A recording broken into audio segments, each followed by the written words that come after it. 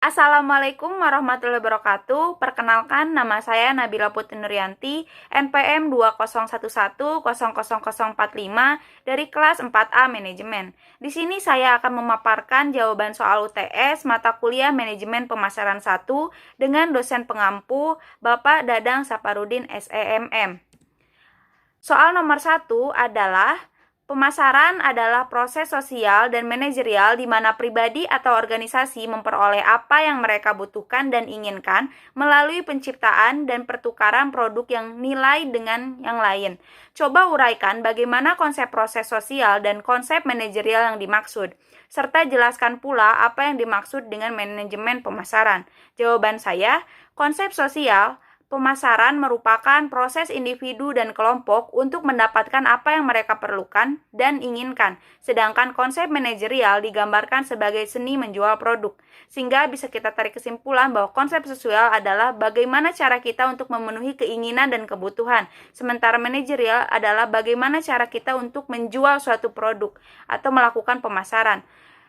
Dan manajemen pemasaran adalah seni atau ilmu memilih pasar, sasaran, serta meraih, mempertahankan, dan menumbuhkan pelanggan melalui penciptaan, penghantaran, dan pengomunikasian nilai pelanggan yang unggul. Soal nomor 2, sebagaimana pernah dipelajari bahwa pemasaran merupakan serangkaian prinsip untuk memilih pasar sasaran, mengevaluasi kebutuhan konsumen, mengembangkan barang dan jasa, pemuas keinginan, memberikan nilai pada konsumen, dan laba bagi perusahaan. Dari pemikiran tersebut, maka konsep inti merujuk pada 3 hal, yaitu need, want, dan demand. Apa maksudnya? Coba uraikan secara sistematis. Jawaban saya adalah, konsep pemasaran ini bertumpu pada adanya realitas kebutuhan dan keinginan dari manusia tersebut. Kebutuhan manusia yang berupa sandang, pangan, papan, perlindungan, keamanan, dan perasaan memiliki untuk kelangsungan hidupnya. Keinginan adalah hasrat terhadap pemuas kebutuhan tertentu. Pemasar tidak dapat menciptakan kebutuhan tetapi berusaha mempengaruhi keinginan manusia. Adanya keinginan manusia yang didukung oleh daya beli akan menciptakan permintaan. Jadi pemasaran di sini harus mampu membaca dan mempelajari need, want, dan demand di suatu pasar. Baru pemasaran itu dapat dilakukan. Soal nomor 3, jelaskan bagaimana perbedaan konsep penjualan dan konsep pemasaran dan sebutkan pula bahwa apa yang dipasarkannya itu. Jawaban saya, konsep penjualan berpendapat bahwa konsumen tidak boleh dibiarkan begitu saja. Organisasi harus melaksanakan upaya dan promosi yang agresif. Sedangkan konsep pemasaran menyatakan bahwa kunci untuk mencapai tujuan organisasi terdiri dari penentuan kebutuhan dan keinginan pasar sasaran serta memberikan kepuasan yang diharapkan secara lebih efektif dan efisien dibandingkan para pesaing. Jadi di sini kedua konsep ini, kalau konsep penjualan yang dijualkan boleh apa saja, yang penting kita bisa memasarkan dan bisa menarik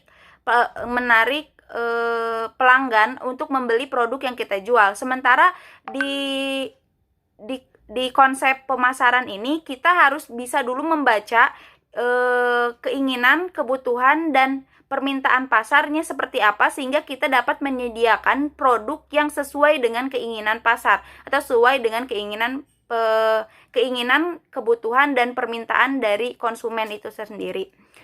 Soal nomor 4 yaitu bagaimana Anda melihat tentang paradigma baru pemasaran di era 4.0 dan Society 5.0. Uraikan jawaban Anda secara jelas. Jawaban saya, di era 4.0 dan Society 5.0 ini berbagai macam kebutuhan manusia telah menerapkan dukungan internet dan dunia digital sebagai wahana interaksi dan transaksi. Beberapa jenis bisnis dan pekerjaan di Indonesia yang terkena dampak arus industrialisasi dan digitalisasi yaitu toko konvensional, transportasi, pembelajaran, media yang sudah digantikan oleh media digital. Hal ini sangat memudahkan manusia untuk memenuhi kebutuhan dan keinginannya. Paradigma pemasaran berupa model atau bentuk pemasaran yang dilakukan oleh marketing dalam menjual produk dan jasa. Dalam paradigma baru akan lebih didalami dan dipahami bahwa bahkan dikembangkan menjadi variasi-variasi baru dari paradigma pemasaran yang lama. Karena di dalam paradigma yang lama sangat berkaitan dan fokus terhadap positioning, differentiation, brand, yang pada kenyataannya strategi ini kurang untuk memenuhi kepuasan pelanggan. Jadi pada paradigma baru kita harus bisa memahami dulu apa itu keinginan, kebutuhan dan permintaan pasar, sehingga produk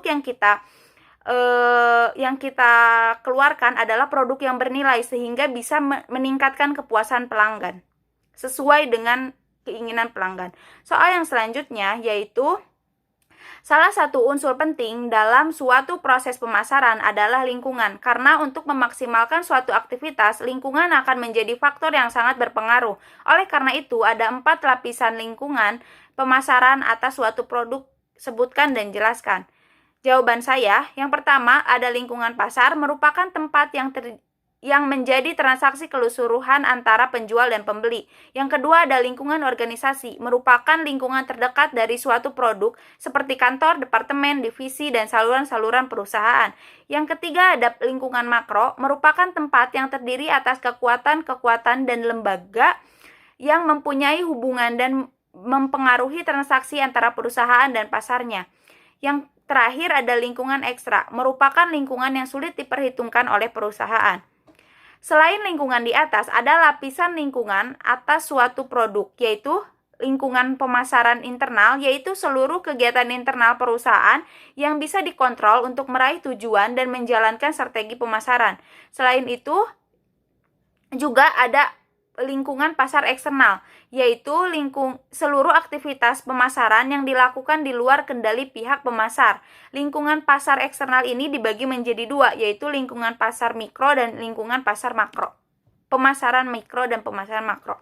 Soal yang selanjutnya, perilaku konsumen sebagai suatu tindakan langsung dalam mendapatkan, mengkonsumsi, dan menghabiskan produk serta jasa, termasuk proses kebutuhan yang mendahului serta menyusul tindakan tersebut.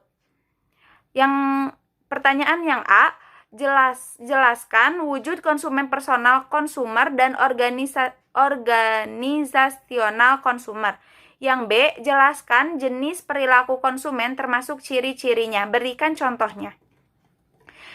Jawaban saya yang A, personal konsumen ini membeli atau menggunakan barang atau jasa untuk penggunaan sendiri. Sedangkan organisasional konsumer ini membeli atau menggunakan barang atau jasa untuk memenuhi kebutuhan dan menjalankan organisasi atau perusahaan. Yang B, jenis-jenis konsumen. Yang pertama ada konsumen rasional, yaitu konsumen yang didasarkan akal sehat dan prinsip ekonomi dan berdasarkan pada kebutuhan. Ciri-cirinya mempunyai barang berdasarkan kebutuhan, memilih barang dengan mutu yang terjamin, yang terakhir itu sesuai dengan kemampuannya. Contohnya, kita membeli beras yang sesuai dengan kebutuhannya. Membeli beras karena kebutuhan kita untuk makan dan harus makan beras gitu. Ketika kita punya uang 12.000, maka kita akan membeli beras yang dengan harga yang 12.000. Tidak dengan harga yang lain. Jadi kita menyesuaikan dengan kemampuan yang kita punya. Yang kedua ada konsumen irasional. Konsumen yang tidak didasarkan akal sehat atau tertarik karena rayuan promosi dan iklan dan berdasarkan pada keinginan. Ciri-cirinya tertarik karena iklan dan promosi, memilih barang bermerek dan terkenal karena gengsi.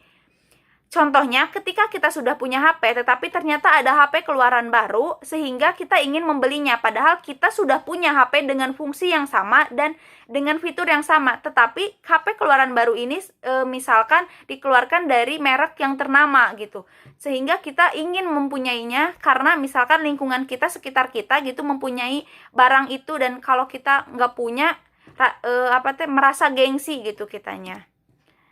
Selain yang di atas, jenis perilaku konsumen juga ada, yaitu yang pertama, perilaku pembeli kompleks, selalu berpikir berulang-ulang sebelum mengambil keputusan. Yang kedua, ada perilaku pembeli mengurangi perbedaan, disebut juga disonansi, yaitu akan mempertimbangkan 2 atau lebih produk yang sama dengan merek yang berbeda dan mencari yang terbaik antara 2 produk itu atau lebih dari produk itu. Yang ketiga ada perilaku pembeli karena kebiasaan membeli. Tidak melibatkan banyak pertimbangan karena sudah merasa cocok dan terbiasa oleh satu produk dan tidak mau mencoba produk yang baru. Yang terakhir ada perilaku pembeli mencari perbedaan produk. Pembeli ingin mencoba produk-produk baru sehingga membeli produk baru karena penasaran dan ingin mencoba merek atau produk lain sebagai perbandingan. Jadi mereka ingin mencoba beberapa produk untuk dibandingkan dengan yang biasa mereka gunakan, sehingga mereka nantinya menemukan mana yang lebih baik gitu. Apakah yang biasa mereka gunakan atau produk baru yang mereka coba. Soal yang terakhir adalah uraikan secara lengkap dan sistematis faktor utama yang mempengaruhi perilaku konsumen, seperti kebudayaan, sosial, pribadi, dan psikologis. Jawaban saya, faktor-faktor budaya. Budaya yaitu serangkaian nilai, persepsi, keinginan, dan perilaku dasar yang dipelajari oleh anggota masyarakat dari keluarga dan instansi penting lain. Udah itu subbudaya yaitu kelompok orang yang memiliki sistem nilai yang sama berdasarkan pengalaman dan situasi kehidupan yang serupa. Selanjutnya ada kelas sosial, yaitu pembagian kelompok masyarakat yang relatif permanen dan relatif teratur, di mana anggota memiliki nilai, minat, dan perilaku yang serupa. Yang kedua ada faktor-faktor sosial. Kelompok, yaitu dua atau lebih orang yang berinteraksi untuk memenuhi tujuan individu atau tujuan bersama. Yang selanjutnya ada keluarga. Yang selanjutnya lagi ada peran dan status. Peran terdiri dari sejumlah aktivitas yang diharapkan untuk dilakukan menurut orang-orang di sekitarnya. Tiap peran membawa status yang menggambarkan penghargaan umum terhadap peran tersebut oleh masyarakat. Yang ketiga ada faktor-faktor pribadi, yaitu umur dan tata siklus hidup, pekerjaan, situasi ekonomi, gaya hidup, yaitu pola hidup seseorang yang tergambarkan pada aktivitas, interest, dan opinion orang tersebut. Yang terakhir ada kepribadian dan konsep diri. Kepribadian adalah sisi psikologis yang membedakan seseorang yang menghasilkan tanggapan secara konsisten dan terus-menerus terhadap lingkungan. Konsep diri adalah kepemilikan seseorang dapat menyumbang dan mencerminkan keidentitasan diri mereka. Dan yang terakhir adalah faktor-faktor fisiologis, yaitu ada motivasi, yaitu kebutuhan yang mendorong seseorang secara kuat mencari kepuasan atas kebutuhan tersebut. Yang kedua ada persepsi, yaitu proses menyeleksi, mengatur, dan mengimplementasikan informasi guna membentuk gambaran yang berarti tentang dunia. Yang ketiga ada pembelajaran, yaitu perubahan perilaku seseorang karena pengalaman. Dan yang terakhir ada keyakinan dan sikap. Keyakinan adalah pemikiran deskripsi yang dipertahankan seseorang mengenai sesuatu. Sikap merupakan evaluasi, perasaan, dan kecenderungan yang konsisten atas suka atau tidak seseorang terhadap suatu objek atau ide. Sekian pemaparan jawaban soal UTS yang bisa saya sampaikan. Mohon maaf bila ada kesalahan. Wassalamualaikum warahmatullahi wabarakatuh.